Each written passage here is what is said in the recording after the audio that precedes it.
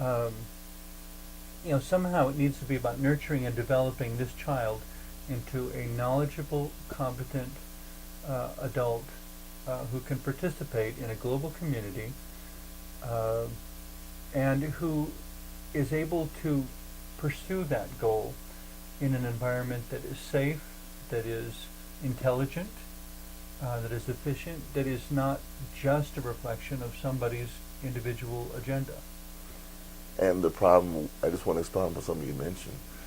When you have a system like here in, let's say, the state of Colorado, a textbook company like the McGraw-Hill Company, who is a major player within the world textbook community, they have a system of standardized testing in which the state pays upwards of $50 million a year to test someone.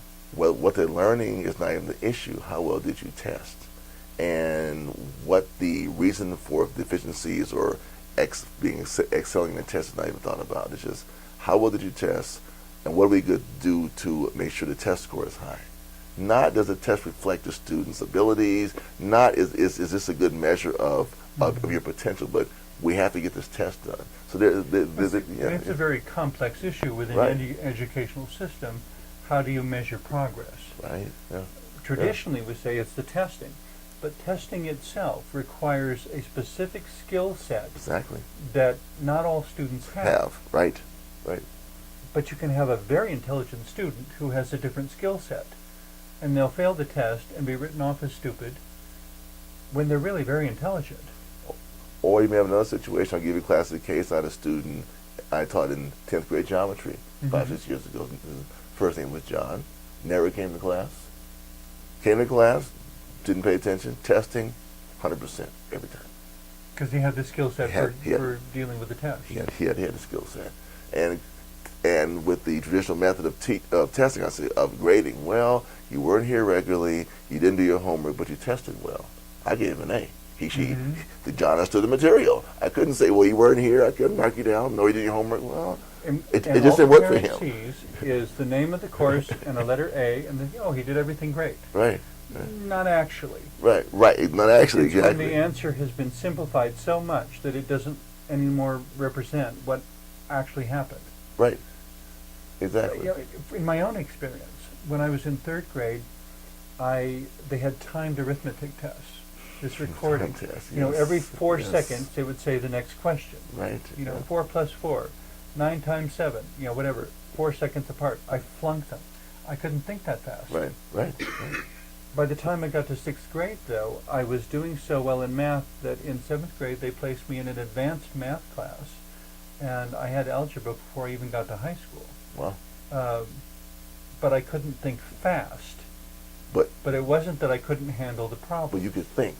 It just wasn't within the paradigm of the instructional method. And the other thing that I'm sure nobody would have thought of 40 years ago, some students are visual. Right. Some are auditory. Yes. And it's this question of individually, how do you learn best? Right. Do you remember more what you see, or do you remember more what you hear? Or more what you actually might do. Or do you remember more of what you do? Right. What they call kinesthetic. Right, yes, exactly. I mean, it's different learning styles. Right. So we need to create a system that recognizes the students themselves are the resource that we are nurturing. Yes, and to bring to them the resources they need for their maximum development. And the problem is, how do you do that when the main driving force is test scores and sales of textbooks or online computer information? Well, which throws out the question. So, how do we get from here to there?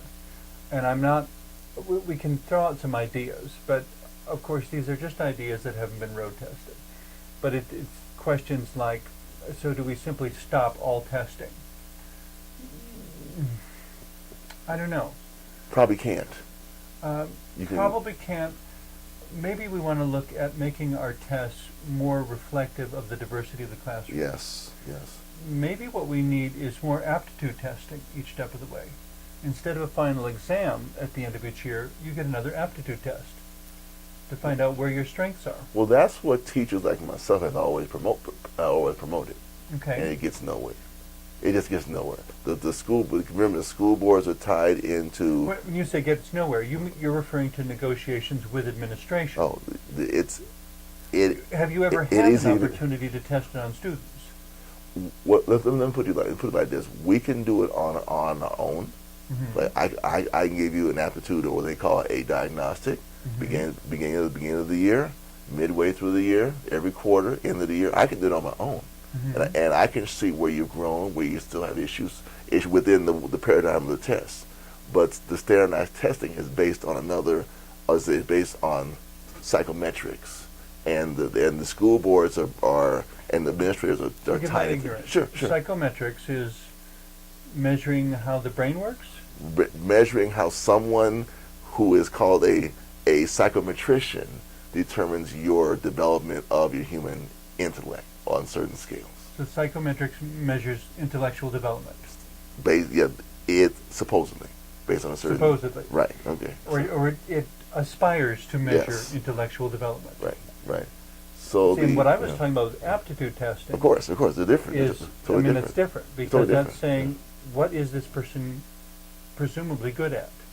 What are their strengths? What are their weaknesses? And how do we deal with the weaknesses while continuing to nurture the strengths? Right, and that kind of testing, I think that I want to say when I was a younger person, we Mhm. actually had that kind of testing when I was in the second, third, fourth grade, and you took these tests. You know what you kind of took them. You know what they were, but you guys a couple of weeks later they changed your class a little bit and made a few adjustments in what you were doing to try and make you more, what they said, a better student in the testing. Now, Well, and in some cases, it's the teacher that makes the difference. of course, A teacher that has enthusiasm for a subject yes, will inspire students to learn. I had a classmate when I was in college who Mhm. decided he would become a history teacher.